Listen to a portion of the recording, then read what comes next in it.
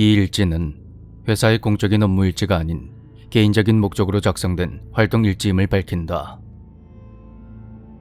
처음에 현장직과 사무직을 두고 조금 고민했던 나는 결국 현장직을 택했다. 사실 별다른 이유는 없었다. 찾아서 죽이라면 죽이고 생포하라면 생포하고 지켜보라 하면 지켜보면 되는 그저 단순한 업무. 난 원래 단순한 것을 좋아한다. 하지만 단순하다는 것이 쉬운 일이라는 뜻은 아니라는 걸 알아야 한다. 책상에 앉아서 펜대나 굴리는 사무직 녀석들은 항상 그걸 간과하는 것 같다. 아마 지들이 세상에서 제일 힘든 일을 한다고 그렇게 생각할 테지. 지옥에 지어진 동물원.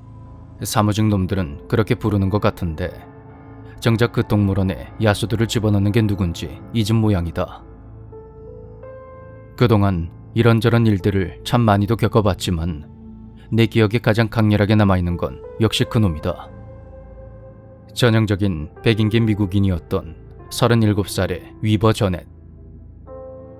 무조건 생포하라는 윗선의 지시를 우린 늘 그랬던 것처럼 순순히 따랐다. 아니, 따르려고 했었다. 우리 팀이 막 그놈의 집 안으로 진입했을 때 저넷은 자신의 소파 위에 앉아서 웃고 있었고 팀원들이 그를 제압하기 위해 다가선 순간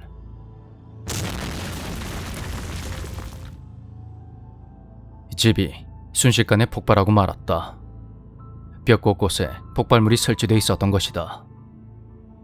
그 여파로 저넷은 물론 대부분의 팀원들이 사망했고 난 운 좋게도 살아남았지만 차라리 죽는 이만 못한 꼴이 돼버렸다.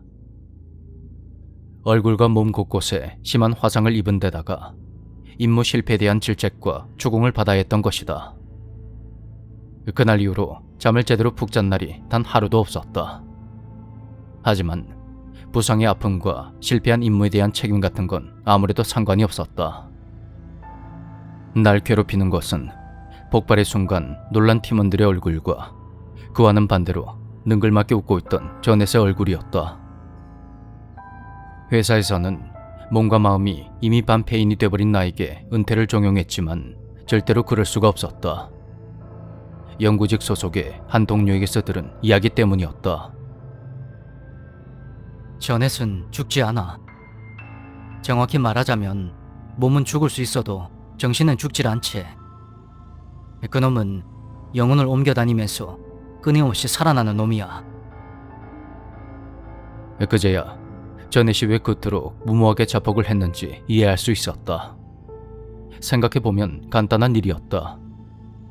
평범한 미국인 하나 잡자고 회사에서 우리 팀을 보낼 리는 없었으니 말이다. 그놈은 완전히 제정신이 아니야. 살인의 미친놈이라고. 자네들이 습격했던 저넷의 집 지하에서 엄청난 양의 전리품이 발견됐지. 심지어 미라 상태로 보관된 시신 몇 구도 발견됐는데 확인해보니까 무려 수세기 전의 것이었지. 저넷이 언제부터 존재해왔는지 정확히 알 수는 없지만 한 가지 분명한 건 그놈이 여태까지 죽인 사람의 수는 우리의 상상을 훨씬 더 뛰어넘을 거란 거야. 이미 일이 이렇게 틀어져 버린 상황에서 그놈이 그동안 무엇을 했는진 이제 딱히 상관이 없었다.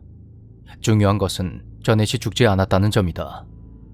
저넷은 죽지 않았다. 그리고 놈은 곧 다시 살아날 것이다. 아니, 어쩌면 이미 다시 살아나서 살인을 저지르고 있을지도 모르지. 그런 생각들이 머릿속을 가득 채웠다. 나는 필사적으로 재활에 매달렸고 결국 반년 만에 몸을 일으킬 수 있었다. 모두가 불가능할 거라 생각했던 일을 해낸 것이다. 그런 내 집념을 높이 평가한 회사는 날 복귀시켜 주었고 나의 오랜 현장 경험을 바탕으로 팀의 상황 지휘를 부탁했다. 몸이 아직 완전히 회복하지 않은 상태였지만 오로지 저넷을 잡겠다는 일념 하나로 살고 있던 나는 그 제안을 흔쾌히 받아들였다. 놈을 잡기 위해서는 회사의 도움이 꼭 필요했기 때문이었다. 나는 다양한 임무를 맡아 팀을 지휘하는 한편 저넷에 대한 조사를 멈추지 않았는데 임무가 없는 날에는 대부분 사내 자료실에서 밤을 새웠다. 주변에선 그만 포기하고 회복에 전념하라고 했지만 무고하게 죽은 팀원들을 생각하면 잠조차 편히 잘 수가 없었다.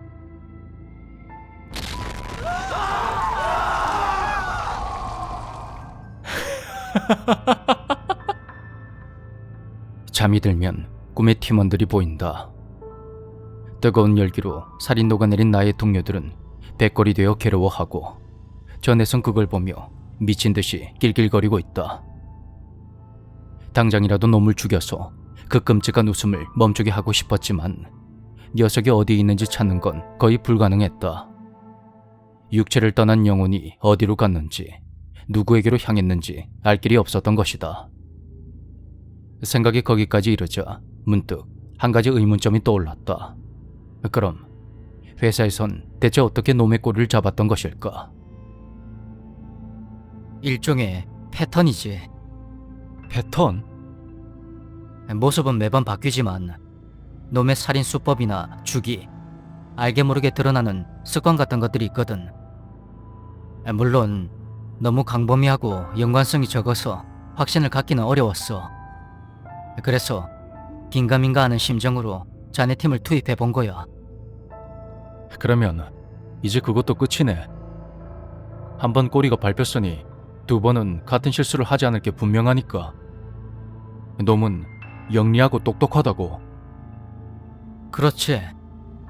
바보가 아닌 이상이야 같은 실수를 하진 않겠지. 하지만 우리도 바보는 아니란 말이야. 뭐야? 뭔가 수학이 있었던 거야. 뭔가 의미심장한 동료의 말에 난 눈을 동그랗게 뜨며 귀를 기울였다. 그리고 놈은 언제나 2살 이하쯤 되는 아기의 몸으로 영혼을 옮겨갔어. 몸이 죽고 나서 1년 주기로 말이야. 우리는 그걸 저넷이 스스로 컨트롤할 수 없는 패턴이라고 확신하고 있지. 게다가 옮겨간 몸에는 반드시 흔적이 남는 모양이야. 지금까지 놈이 거쳐갔던 몸에는 모두 같은 흔적이 남아 있었는데 왼쪽 손바닥에 3개의 점이 정삼각형을 이루고 있었지. 그 말에 정말이지 기쁨의 환호성을 내지를 뻔했다. 그 순간만큼은 사무직 녀석들을 껴안고 뽀뽀라도 해주고 싶었다. 그럼 놈이 죽고 1년 뒤에 2살 이하의 아이들 중에서 손바닥에 흔적이 있는 사람을 찾으면 되는 건가? 그래, 맞아. 물론 범위가 전 3개가 되는 만큼 시간이 좀 걸리겠지만 불가능한 것도 아니지. 문제는 그놈을 어떻게 죽일 것인가 하는 건데 위에서는 생포해서 구속하는 방법을 검토하고 있는 것 같아. 어림없는 소리. 난 그놈을 꼭 죽여버릴 거야. 불가능하다고 말하고 싶지만 자네가 일어선 것도 기적이잖아. 뭐 조금만 기다려보자고. 뭔가 방법이 있지 않겠나? 하지만 그 후로 조금이라고 하기엔 꽤 많은 시간이 흘러갔다. 그리고 최근에 이르러서야 난 그토록 원하던 소식을 접할 수가 있었다. 한국에서 전해수로 추정되는 초등학생을 발견했다는 것이다. 난 그곳으로 날 보내줄 것을 요구했고 상부의 승인을 받아냈다. 이제 남은 문제는 전해를 어떻게 처리할 것인가였는데 그건 역시 동료 덕분에 의외로 쉽게 해결이 되었다. 자네 혹시 페로다에 대해서 알고 있나? 들어는 봤지. 제일 아래층에 있다는 용인지 뭔지 그거지. 맞아. 그게 얼마 전에 죽었거든. 바로 이것이 페로다 등에 있던 가시에서 추출한 독이야. 그러면서 동료는 나에게 캡슐 형태의 총알을 건넸다. 그 총알 안에는 청록색의 반투명한 액체가 가득 들어있었는데 아마도 페로다의 독인 것 같았다. 이거라면 전엔 녀석의 영혼이라도 녹여버릴 수가 있어. 아주 장담을 하더군. 누가? 페로다 본인이 그러던데. 그게 마지막 유언이었으니까. 뭐? 페로다가 말도 한다는 거야? 그래. 난 자주 내려가서 담소도 나누고 했었다고. 아무튼 이것이 자네에게 도움이 되었으면 좋겠어. 나는 믿음직한 동료가 준 페로다의 독을 들고는 곧장 한국으로 향했고 그토록 염원하던 저넷을 찾을 수가 있었다. 평범한 부모 밑에서 자란 평범한 초등학생의 모습. 하지만 나는 녀석을 단번에 알아볼 수가 있었다. 굳이 손바닥의 흔적을 확인해 볼 것도 없었다. 겉모습은 평범한 어린아이였지만 그건 분명히 저넷이었다. 녀석의 부모로 보이는 사람들은 맞벌이로 아침부터 내내 집을 비웠고 난 빈집에 숨어들어서 저넷이 돌아오길 기다렸다. 이윽고 집으로 돌아온 녀석은 소파에 앉아있는 날 보고 적잖이 놀랐는데 그 모습이 어쩐지 우리가 처음 만났을 때의 상황과 완전히 뒤바뀐 것 같아서 나도 모르게 피식 웃음이 나왔다. 누구세요? 위버 저넷. 더 이상 다른 말은 필요가 없었다. 나의 그 한마디에 천진난만하던 녀석의 얼굴이 싹 바뀌었고 놈은 태연하게 문을 닫고 들어와서는 냉장고에서 물을 꺼내어 벌컥벌컥 들이켰다. 날 추적할 수 있는 방법을 드디어 찾은 모양이군. 몇백 년 정도는 조용히 지내려고 했더니 참나. 날 기억하겠나? 하지만 그것은 의미 없는 질문이었다. 난 화상으로 일그러진 얼굴을 감추기 위해서 가면을 쓰고 있었기 때문이다. 8년 전의 일은 기억하겠지? 아, 그때 살아있는 놈이 있었다니 운이 참 좋은데. 아니, 운이 없었던 거지. 그러면서 내가 가면을 벗어 던지자 능글맞은 녀석의 얼굴이 조금 굳어졌다. 에이, 저리 치워. 어디서 역겨운 걸 들이밀고. 그보다 빨리 협상 이야기나 하자고. 협상? 그래, 그거 하려고 날 찾아온 게 아닌가. 어차피 너희들도 날 죽이진 못하고 나도 이젠 마냥 도망치며 살 수도 없으니까 서로 곤란한 상황이잖아. 그럼 협상을 해야지. 저넷은 느긋하게 맞은편 소파에 앉았고 난 녀석의 행동을 가만히 지켜보았다. 내 조건은 간단해. 바로 자유야. 뭐 감시는 얼마든지 해도 좋지만 그 지하에는 갇히고 싶지가 않거든. 그것만 지켜준다면 앞으로는 쭉 조용히 지내겠다고 약속하지. 오히려 너희에게 여러 가지 도움을 줄 수 있고 같이 연구도 할 수가 있지. 세상에 나만큼 인간을 잘하는 존재는 없을걸. 육체적으로나 정신적으로 말이야. 알잖아.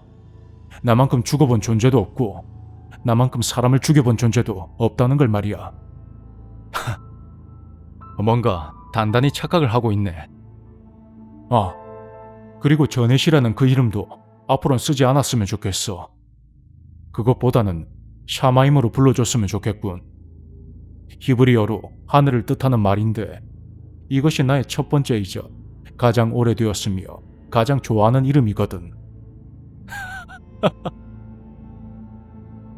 그런 녀석의 말에 난 헛웃음을 지으며 총을 꺼내들었다.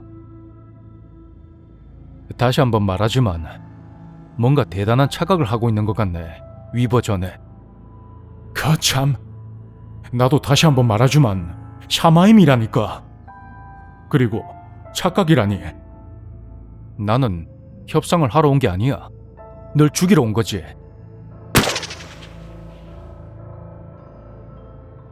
그러면서 나는 놈이 뭐라고 대답을 하기 전에 바로 총을 겨누어 즉시 방아쇠를 당겼다. 정말 그 순간은 평생 잊지 못할 것이다. 짧고 굵은 총성과 함께 총알이 놈의 미간을 한 채의 오차도 없이 깔끔하게 꿰뚫어 버렸다. 놈은 이내 바닥에 쓰러져 버렸고 그대로 숨을 거두었다. 죽은 저넷을 가만히 지켜보자 녀석의 몸 곳곳에서 아지랑이 같은 기운이 흘러나오더니 점차적으로 사람이 형상을 이루었다. 그것은 저넷도 아까의 그 어린아이도 아닌 수염이 덥수룩한 중년의 남성이었다. 무슨 짓을 한 거야? 페로다의 독이 영혼까지 녹인다더니 진짜였네. 안 돼. 안 돼. 그리고 저넷의 영혼은 미간에 뚫린 구멍을 기점으로 해서 서서히 작은 가루가 되어 공중으로 사라지기 시작했다. 놈은 그걸 어떻게든 막아보려 발버둥을 쳤지만 이미 늦어버렸다.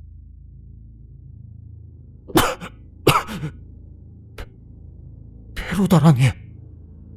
그게 뭐길래? 대체 그게 뭐야? 글쎄, 나도 잘 몰라.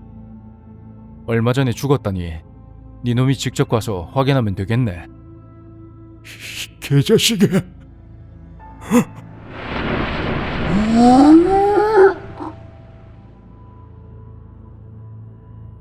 놈은 절규에 가까운 비명을 토해내며 완전히 분해되어 사라져버렸다.